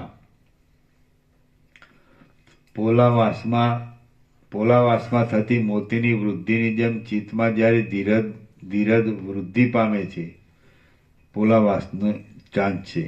રત્નશાસ્ત્રમાં કહ્યું છે કે મોટા હાથીઓ, ગંધ, સુવર, શંખ, છીપ, માછલા અને પોલાવાસ એ બધા મોતીની ઉત્પત્તિના સ્થાનકો છે. એ બધામાં પણ વિશેષ ભાગ છીપોની અંદર જ ઝાઝા મોતી ઉત્પન્ન થાય છે. આકાશમાં પ્રસરતા સૂર્યના તેજની જેમ જ્યારે હૃદયમાં પવિત્ર વિવેક ફેલાય છે, થતી મોતીની વૃદ્ધિ જેમ ચિત્તમાં જ્યારે ધીરજ વૃદ્ધિ પામે છે, ચિત્ત વસંત ઋતુમાં કૃતાર્થ થતા ચંદ્રની જેમ જ્યારે અંદર આત્મસુખની સારી સ્થિતિ કૃતાર્થ થાય છે, શીતળ છાયાવાળું સત્સંગરૂપી વૃક્ષ ફલિત થાય છે અને આનંદરૂપ રસથી ભરેલું સમાધિરૂપ સરુનું ઝાડ આનંદનું અખંડ ઝરણ આપે છે, ત્યારે મનમાંથી સુખ દુઃખ તથા કામ ક્રોધાદી દ્વંદ્વો ટળી જાય છે, વાસના જતી રહે છે, ઉપદ્રવો નાશ પામે છે અને ચપળતા, અનર્થ, શોક, મોહ તથા ભયરૂપ રોગો શાંત થઈ જાય છે. ત્યારે શાસ્ત્રોના અર્થો સંબંધી સંદેહો ક્ષીણ થઈ જાય છે. વિષયો ભોગવવાની સઘળી ઉત્કંઠાઓ ઓસરી જાય છે, કલ્પનાઓની ઝાડ દૂર થઈ જાય છે, મોહ ભાગી જાય છે અને લેપ ખસી જાય છે. ત્યારે પ્રવૃત્તિમાં ઉન્મુખપણું ટળી જાય છે, નિંદા આદિ દુર્ગુણો નષ્ટ થાય છે, ચિંતાઓ અસ્ત પામી જાય છે, પ્રવૃત્તિ જતી રહે છે, શોકરૂપી ઝાકળ શાંત થઈ જાય છે, આસક્તિ ઉડી જાય છે અને અભિમાનરૂપ ગાંઠ તૂટી જાય છે. આ સમયમાં મન સંદેહરૂપી પોતાના કુપુત્રોની સાથે, મનોરથરૂપી શાખાઓની સાથે, તૃષ્ણારૂપી સ્ત્રીની સાથે અને વાસનારૂપી પાંજરાની સાથે પોતે પણ નષ્ટ થાય છે અને આત્માના જીવન મુક્તરૂપ પરમ પુરુષાર્થને સાધી આપે છે. મન પ્રથમ પોતાને પુષ્ટિ આપનારી શુભાશુભ અને શત્રુ મિત્ર આદિ વિકલ્પોવાળી કલ્પનાઓને છોડી દે છે અને તે પછી જેમ એ વિકલ્પોને ઉત્પન્ન કરવામાં હું સમર્થ છું, તેમ તેમનો નિગ્રહ કરવામાં પણ સમર્થ છું એમ વિચારીને પોતાના દેહાકારપણાને પણ તરણાની પેટે છોડી દે છે. મનનો જે ઉદય તે જ જીવની પડતી દશા છે અને મનનો જે નાશ તે જ જીવની ચડતી દશા છે. મનનો જે ઉદય તે જ જીવની પડતી દશા છે અને મનનો જે નાશ તે જ જીવની ચડતી દશા છે. જ્ઞાનીનું મન નાશ પામે છે અને અજ્ઞાનીનું મન વધ્યા કરે છે. જ્ઞાનીનું મન નાશ પામે છે અને અજ્ઞાનીનું મન વધ્યા કરે છે. પર્વતોનું જે મંડળ દેખાય છે તે મન જ છે, જે આકાશ છે તે મન જ છે, જે દેવ છે તે મન જ છે, જે મિત્ર છે તે મન જ છે, જે શત્રુ છે તે મન જ છે અને જે કાંઈ આ સઘળું જગત છે તે પણ મન જ છે.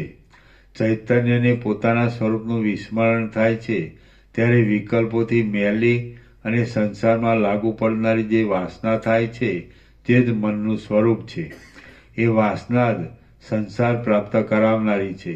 કાંઈક વિકલ્પની વાસનાથી મેલું થયેલું જે બ્રહ્મ તે જ જીવ કહેવાય છે, અથવા વાસનાના પ્રવેશથી પરિચ્છેદ પામેલા ચૈતન્યની જે એક જાતની સ્થિતિ તે જ જીવ કહેવાય છે.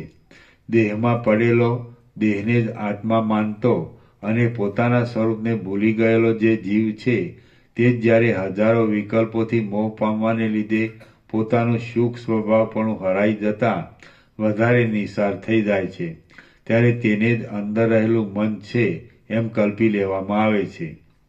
જે આત્મા છે તે વાસ્તવિક રીતે સંસારી પુરુષ નથી, શરીરરૂપ પણ નથી અને રુધિરરૂપ પણ નથી.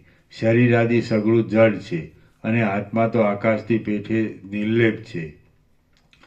જેમ કેળના સ્તંભને ફાડી જોતા તેમાં છોતરાઓ સિવાય બીજું કાંઈ દેખાતું નથી, તેમ શરીરના ટુકડા કરી જોતા તેમાંથી રુધિર વગેરે સિવાય બીજું કાંઈ દેખાતું જ નથી.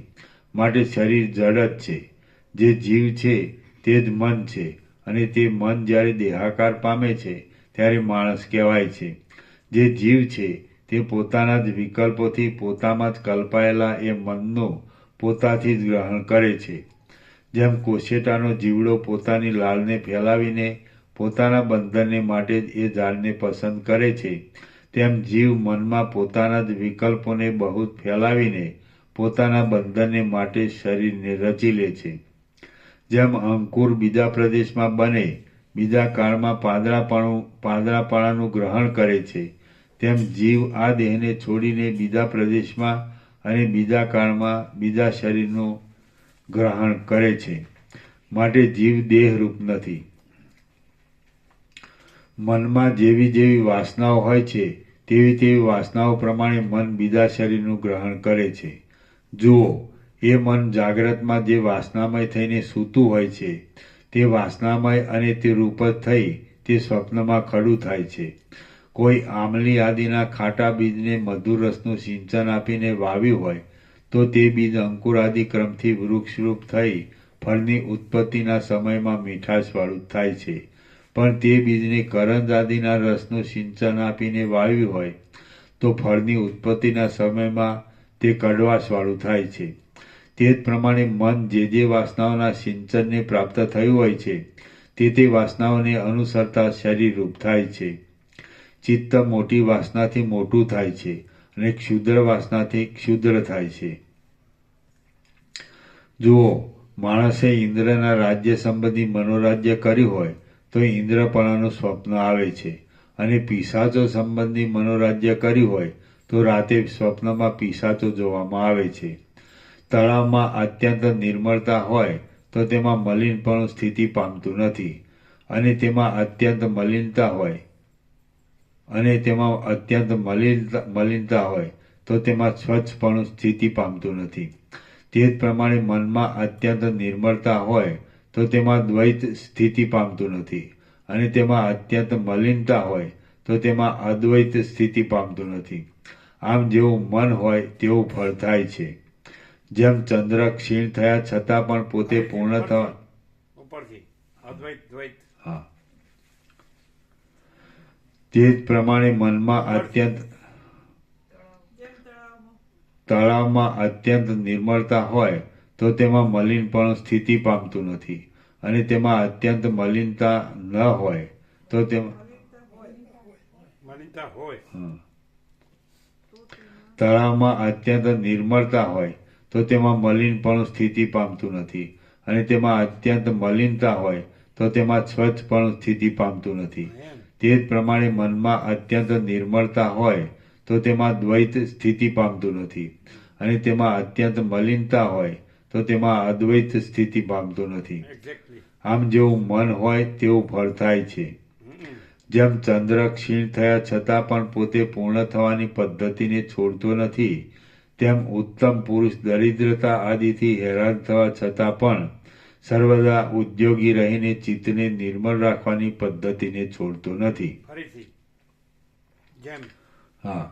જેમ ચંદ્ર ક્ષીણ થયા છતાં પણ પોતે પૂર્ણ થવાની પદ્ધતિને છોડતો નથી, તેમ ઉત્તમ પુરુષ દરિદ્રતા આદિથી હેરાન થવા છતાં પણ સર્વદા ઉદ્યોગી રહીને ચિત્તને નિર્મળ રાખવાની પદ્ધતિને છોડતો નથી. અથવા તત્વબોધથી બાધિત હોવાને લીધે હજારો ઉપદ્રવો થવા છતાં પણ વિદ્વાનનું મન સંસારની વાસનાઓથી મલિન થતું નથી. અથવા તત્વબોધથી બાધિત હોવાને લીધે હજારો ઉપદ્રવો થવા છતાં પણ વિદ્વાનનું મન સંસારની વાસનાઓથી મલિન થતું નથી. અથવા તત્વબોધથી બાધિત હોવાને લીધે હજારો ઉપદ્રવો થવા છતાં પણ વિદ્વાનનું મન સંસારની વાસનાઓથી મલિન થતું નથી. કારણ કે વાસ્તવિક રીતે જોતા બંધન નથી, મોક્ષ નથી, તે બંધાયેલો નથી અને મુક્ત પણ નથી. જેમ ઇન્દ્રજાળની લતા મિથ્યા જ ઉઠે છે, તેમ બંધન આદિ સઘળી માયા મિથ્યા જ ઉઠેલી છે. આ સઘળી જગતરૂપ માયા ગંધર્વનગરની પેઠે, ઝાંઝવાના પાણીની પેઠે અને નેત્રની પાંપણમાં આગળી ખૂંચાડતા થતી બે ચંદ્રની ભ્રાંતિની પેઠે મિથ્યા જ ઉઠેલી છે. આ જે સઘળી જગતની સત્તા દેખાય છે તે બ્રહ્મની જ સત્તા છે, અને તેમાં બેપણું કે એકપણું એવું કાંઈ જ નથી. એ જ વાસ્તવિક છે. આ સંસાર નિસાર છે, તે ખોટો જ છે, તે છતાં તે સ્ફુરે છે. હું વ્યાપક નથી પણ ક્ષુદ્ર છું એવા દુષ્ટ નિશ્ચયથી તે ઉઠ્યો છે.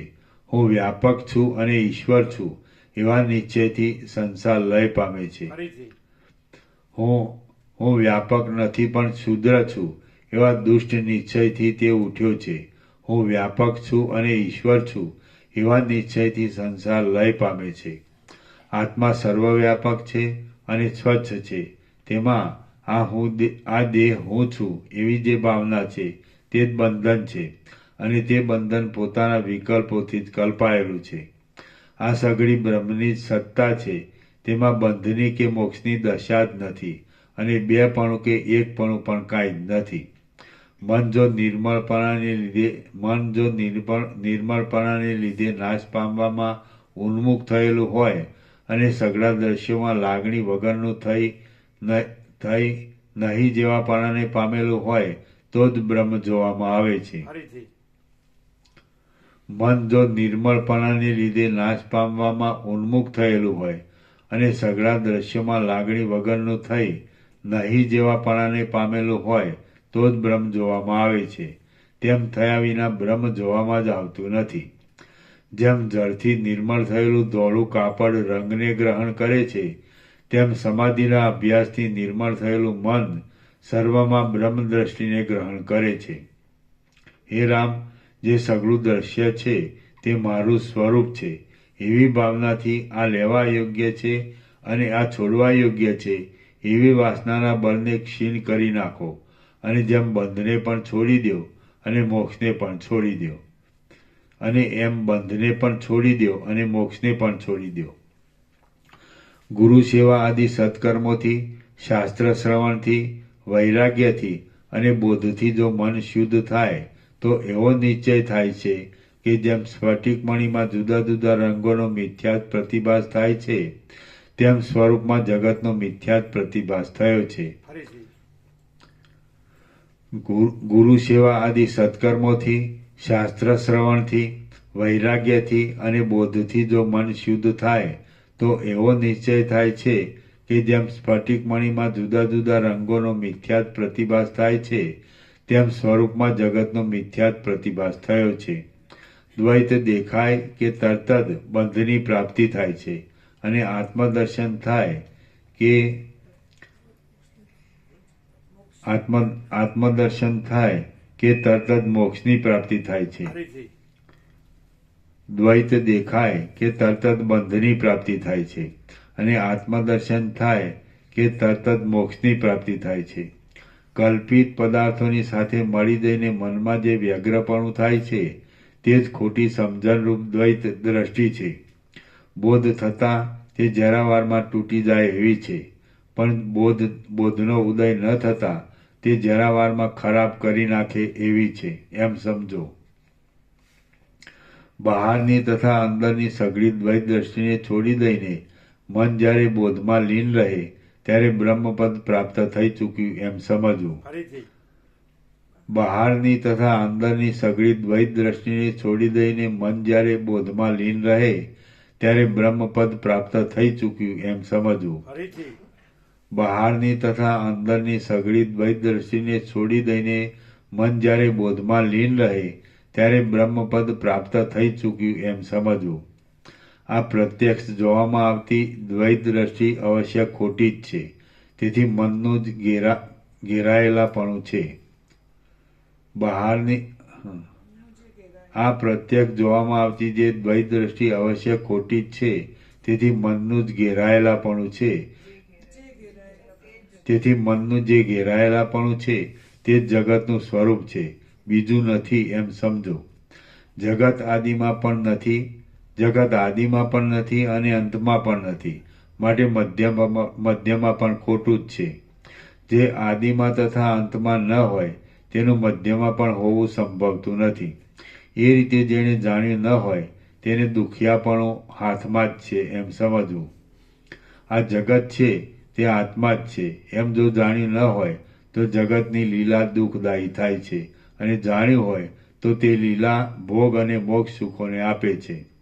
જ્ઞાનીને મિથ્યા જાણેલા પદાર્થો દુઃખદાયી થતા નથી, માટે ભોગમાં ઉપયોગી છે તેમનો ભોગ પ્રારબ્ધનો નાશ કરનાર હોવાને લીધે તેઓ મોક્ષમાં પણ ઉપયોગી છે.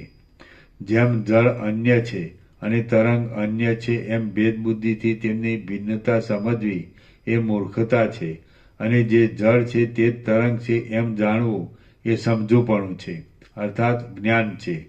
તેમ બ્રહ્મ અન્ય છે અને જગત અન્ય છે એમ ભેદબુદ્ધિથી તેમની ભિન્નતા સમજવી એ મૂર્ખતા છે, અર્થાત અજ્ઞાન છે. અને જે બ્રહ્મ છે તે જ જગત છે એમ જાણવું એ સમજુપણું છે, અર્થાત એ પ્રકારનું અભેદ જ્ઞાન એ જ જ્ઞાન છે. આ જગત મુદ્દલ ખોટું જ છે. તેમાં સત્યપણાની ભ્રાંતિથી આ લેવા યોગ્ય છે અને આ છોડવા યોગ્ય છે એમ સમજવામાં આવે તો દુઃખ આવ્યા કરે છે. જો જગતને ખોટું સમજીએ, તેમાં આ લેવા યોગ્ય છે અને આ છોડવા યોગ્ય છે એવો ભ્રમ ન રહે, તો તે જગત બ્રહ્મરૂપે જ અવશેષ રહે છે. હે રામ, આ જગત સંકલ્પથી જ કલ્પાયેલું હોવાને લીધે મનરૂપ જ છે અને ખોટું છે, માટે મિથ્યા છે. તો તેનો વિનાશ થવાથી શોક શો કરવો? જેમ આપણે પ્રેમ વગરના કોઈ સંબંધીને રાગદ્વેષ વગરની દ્રષ્ટિથી જોઈએ છીએ, તેમ તમે પંચમહાભૂતમય તમારા શરીરને પણ રાગદ્વેષ વગરની દ્રષ્ટિએ જુઓ. ફરીથી જેમ આપણે પ્રેમ વગરના કોઈ સંબંધીને રાગદ્વેષ વગરની દ્રષ્ટિથી જોઈએ છીએ, તેમ તમે પંચમહાભૂતમય તમારા શરીરને પણ રાગદ્વેષ વગરની દ્રષ્ટિએ જુઓ. જેમ ઉદાસીનપણે રહેતા કોઈ બંધુથી આપણને સુખ દુઃખનો લેપ થતો નથી, તેમ યથાર્થ રીતે મિથ્યા જાણેલા આ પંચભૂતમય શરીરથી પણ આપણને સુખ દુઃખનો લેપ વળગે નહીં. ફરીથી જેમ ઉદાસીનપણે રહેતા કોઈ બંધુથી આપણને સુખ દુઃખનો લેપ થતો નથી, તેમ યથાર્થ રીતે મિથ્યા જાણેલા આ પંચભૂતમય શરીરથી પણ આપણને સુખ દુઃખનો લેપ વળગે નહીં. અનાદિ સત્ય અને પરમાનંદરૂપ બ્રહ્મ દ્રષ્ટા તથા દ્રશ્યના મધ્યમાં છે, એટલે અનુભવરૂપ અથવા જ્ઞાન સ્વરૂપ છે. તેમાં જ મનની શાંતિ થાય છે. જેમ વાયુ શાંત થતાં રજ શાંત થઈ જાય છે, તેમ મન શાંત થતાં દેહ શાંત થાય છે. હે રામ, વાસનારૂપી વર્ષા ઋતુ ક્ષીણ થાય અને સ્વરૂપ સ્થિતિરૂપ શરદ ઋતુ વિલાસ કરવા લાગે, ત્યારે સંસારરૂપી નગરમાં ફરીવાર મોહરૂપી ઝાકળીઓ વરસાદ વરસતો નથી. સ્વરૂપ પરિસ્થિતિરૂપ શરદ ઋતુ પ્રાપ્ત થવાથી જ્યારે જળતારૂપી શીત ધ્રુજવા લાગે છે, દોષરૂપી કાદવ સુકાઈ જાય છે, તૃષ્ણારૂપી ખાડો સુકાઈને પૂરાઈ જાય છે, હૃદયરૂપી વનમાં વિષયરૂપી પલ્લવોનો ફેલાવો મંદ પડી જાય છે, ઇન્દ્રિયોરૂપી કદંબો ફળ વગરના થઈ જાય છે અને મિથ્યા સમજણરૂપી મેઘ ચાલ્યો જાય છે, ત્યારે જેમ પ્રભાતકાળમાં રાત્રિ ક્ષીણ થઈ જાય છે, તેમ મોહરૂપી વરસાદની ફરફર ક્ષીણ થઈ જાય છે. ત્યારે જળતારૂપી ટાઢ મંત્રથી હણાયેલા ઝેરની પેઠે ક્યાંય જતી રહે છે. ત્યારે દેહરૂપી પર્વતમાં ભયરૂપી ક્ષુદ્ર નદીઓ અત્યંત બંધ પડી જાય છે અને આશારૂપી પાંખોવાળા સંકલ્પોરૂપી મોટા મયુરો નાચતા નથી. ત્યારે જ્ઞાનરૂપી આકાશ અત્યંત નિર્મળ થઈ જાય છે અને પ્રબળ ઉદયવાળો જીવરૂપી સૂર્ય પોતાના સાચા સ્વચ્છ સ્વરૂપથી અત્યંત શોભે છે. ત્યારે મોહના સમૂહરૂપી વાદળાઓથી મુક્ત થઈને અત્યંત નકરી થયેલી તેમજ રજ એટલે રજોગુણ અને ધૂળના દોષોથી રહિત થયેલી આશારૂપી છોટી દિશાઓ સમાધિ આદિ સમયમાં ઘણી શોભે છે. ત્યારે નિર્મળ તથા આનંદરૂપ પ્રફુલ્લિતપણું પામેલું ચિત્તરૂપી કાસડાનું ફૂલ અત્યંત શોભે છે અને સઘળી દિશાઓને શીતળ કરનારી વિચારરૂપી ચાંદની હૃદયરૂપી આકાશમાં પ્રકાશી રહે છે. ત્યારે સારી પેઠે સ્વચ્છ થયેલી વિવેકરૂપી પૃથ્વી સર્વ પ્રકારની સગવડોને જણાવનારા તથા પરમ આનંદને આપનારા આત્માના બોધરૂપી ધાન્યથી સફળ થાય છે. ત્યારે પર્વતોના તથા વનોના મોટા વિસ્તારો સહિત સઘળું તરેલો કે આત્મારૂપી સૂર્યના પ્રકાશથી સુંદર, સ્વચ્છ કરતાં પણ સ્વચ્છ અને તાપથી રહિત થયેલા ચિદાભાસરૂપી શીતળ અને તાપથી રહિત થયેલા ચિદાકાશરૂપી શીતળ છાયાવાળું થઈ જાય છે. આ સમયમાં રજ એટલે રજોગુણ અને પરાગ વગરના હૃદયરૂપી કમળવાળા સ્વચ્છ થયેલા મનરૂપી સરોવરનો જો વિસ્તાર કરવામાં આવે, કૌંસમાં સર્વ દ્રશ્યોમાં બ્રહ્મની ભાવનાવાળું કરવામાં આવે, તો તે વધારે શોભા ધારણ કરે છે. તેને જો વિવેકરૂપી જળથી વધારે પૂર્ણ કરવામાં આવે તો તે સ્ફટિક જેવું થઈ જાય છે. પછી હૃદયરૂપી કમળના કોષમાં રજ નહીં રહેવાથી ચપળ થયેલો દેહાભિમાની રૂપી મલિન ભ્રમર પાછો ન જ દેખાય એવી રીતે પાછો ક્યાંય જતો રહે છે. આ પ્રમાણે થાય છે ત્યારે પોતાના દેહરૂપી નગરનો રાજા એવો તે જ્ઞાની પુરુષ સંકોચ વગરનો, સર્વવ્યાપક, સર્વનો નિયંતા, વાસનાઓથી રહિત અને શાંત મનવાળો થાય છે. આમ દોષોનો ત્યાગ કરી ધીરજ ભરેલી બુદ્ધિવાળો થયેલો સંસાર સંબંધી સઘળી ગતિઓને જન્મ મરણના પ્રવાહવાળી હોવાને લીધે સ્વાદ વગરની જોતો અને વિચારથી આત્મતત્વરૂપી દીવો પામેલો તે પુરુષ પોતાનું મન અત્યંત ગળાઈ જતા સઘળા સંતાપોથી રહિત થાય છે અને દેહરૂપી નગરમાં વિલાસ કરે છે. શ્રી યોગવાસિષ્ઠ મહારામાયણમાં સ્થિતિ પ્રકરણનો ઉપશમ વર્ણન નામનો સર્ગ 35મો સમાપ્ત. ઓમ ઓમ ઓમ. આના નંબર 482. પ્રસાદ આપી દો.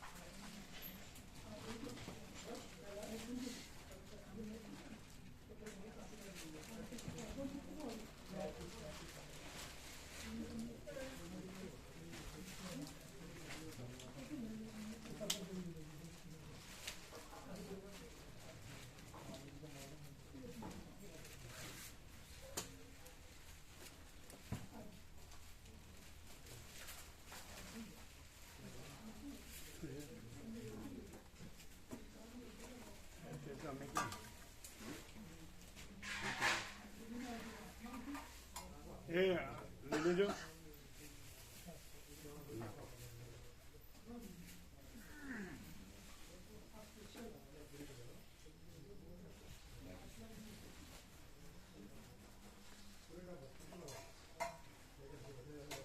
પેલું આપજો ને, કોથળી આપો.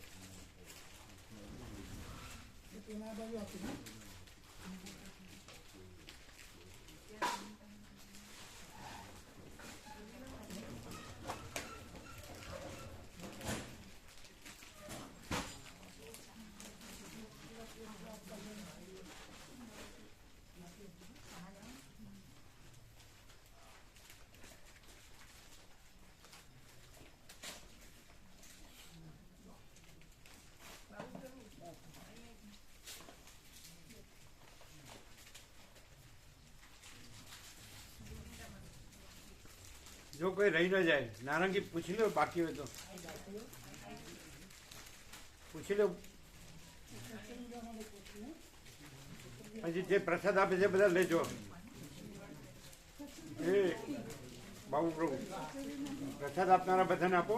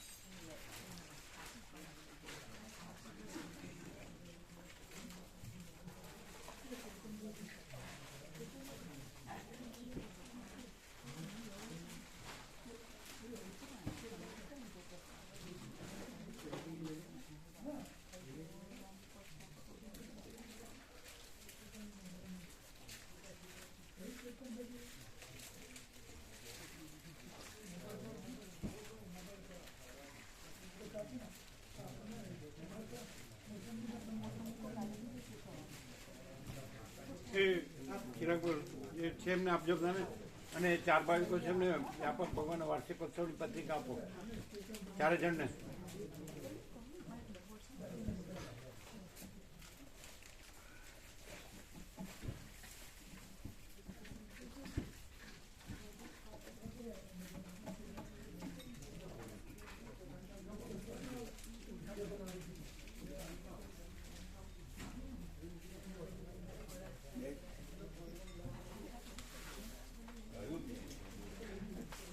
વ્યાપક વાર્ષિક ઉત્સવ કઈ છે? હા બરાબર, આપો. જો 30મી તારીખે રમણ જયંતિ છે. આજે પત્રિકા મળી આવી ગઈ ને? હા તમને હા. મળ્યું એટલે મળી હા તો લઈ લો, મોકલી. હા તમને બધું જલ્દી પ્રભુ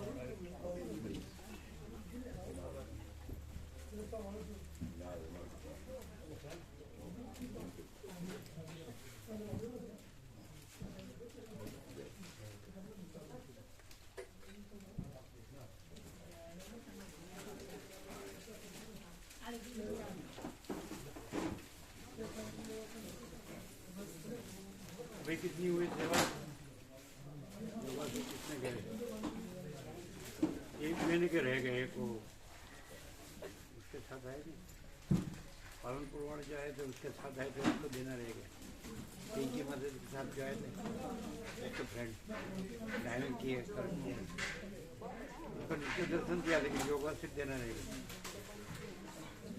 तो भेज सकते हैं बात करके. हाँ याद कर फोन करके पहले बात करेंगे, उसको चाहिए, पढ़ेंगे तो देने का.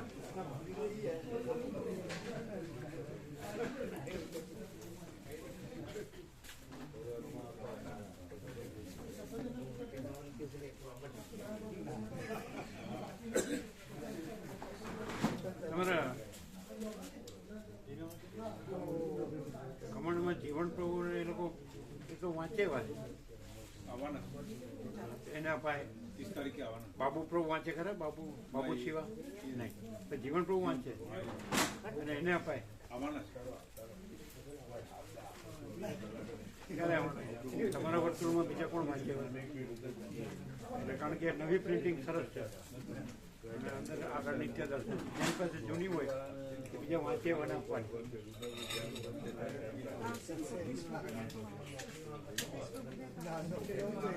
એમણે જ લાભ લેવાનો છે.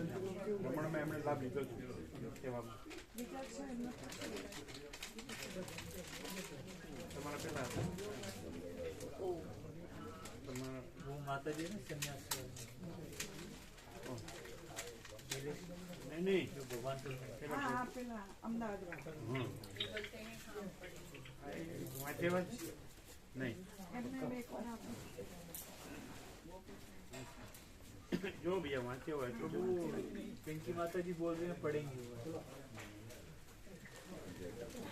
बोले तो उसका सेट अगर रमन जयंती में आएंगे तो दे देंगे.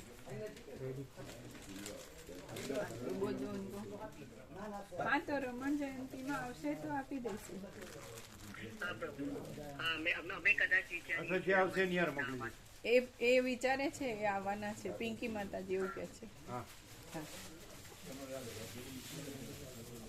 જય પ્રભુ. ઓમ ઓમ. आ બધા પ્રસાદ જવાનો છે. હા. ઈંડોળા જવાનું છે. પ્રસાદ જવાનું કે જવાનું છે? ના એ જશે. રમણ જયંતીમાં આવશે ને બધા? હા બધા આવશે. પત્રિકા આપી બધા કહેશે.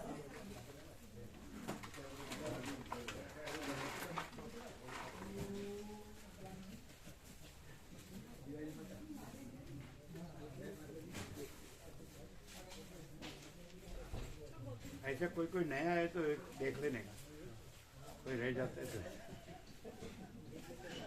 बाद में याद आए तो भी वो तो दे सकते हैं. મહેશ પ્રભુ એમ કહેતા હતા ને એમની સ્કૂલના છોકરાઓને એમને લાવે છે બાલ ગોપાલ એમની સ્કૂલના. કેટલા હશે બધા? 70-80 બાલ ગોપાલ મંગળવારે રમણ જયંતીમાં. ખરા મંદિર. हाँ ચાલુ સવારે બધા આવી જાય 7 વાગે હા એટલે નાસ્તો બી કરે 9 થી 11નો પ્રકાશ બી લે અને ભોજન પ્રસાદ એટલે એ રાખતો એટલે આપણે પ્રસાદ વધાર્યો હા બરાબર છે 1200 લાડુ પ્રસાદ હતા એને બદલે 1325 કેવું કર્યા હા બરાબર અને પ્રસાદ જે 800 ની બદલે 1000 નો બનાવવાનો 1200 લઈ શકે એવી રીતે કરીશ હા એટલે પ્રસાદ ફૂલ છે ફૂલ એટલે રહેજો બરાબર હા એટલે તમારે બધા આવશે ને બધા હા આવશે સેવા બધા આવશે આ ખ્યાલ આવ્યો તમને હા 1000 નો બનાવવાનો 1200 લઈ શકે લઈ શકો છો બરાબર હા લાડુ પ્રસાદ 1325 કેવું ફૂલ છે બધા આવે હા એટલે ઓછું નહીં થવા દેવાનું ફૂલ થવા દેવાનું અને વ્યવસ્થિત સરસ થવા દેવાનું હા લાડુ પ્રસાદ તો આગલે દિવસે સાંજે જ બનશે ને હા થઈ જશે બધા આવશે પણ સાંજે બી આવશે હા લાડુ પ્રસાદ બનાવવામાં હા આવશે સાંજે કહેતા બનાવો. હતા સમજાય જ ને હા પ્રસંગ સોમવાર સાંજે બી આવી જશે બધા લાડુ બનાવવા સોમવારે સાંજે બી આવી જશે તમે છો ને હા પ્રસંગમાં છો ને તમે હા એટલે સાંજે આવી જશો ને હા આવી જશે સાંજે બરાબર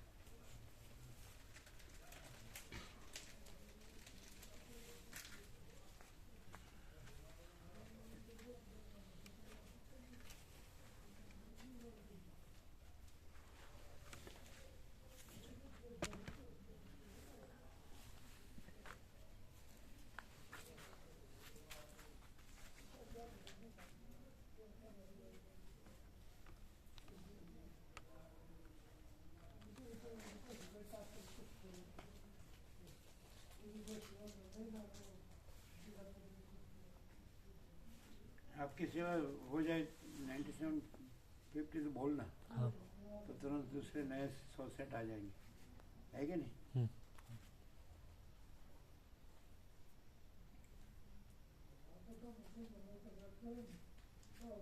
વિજય પ્રભુને અપાય યોગા સેટ નો સેટ વિજય પ્રભુને અપાય હે ને હા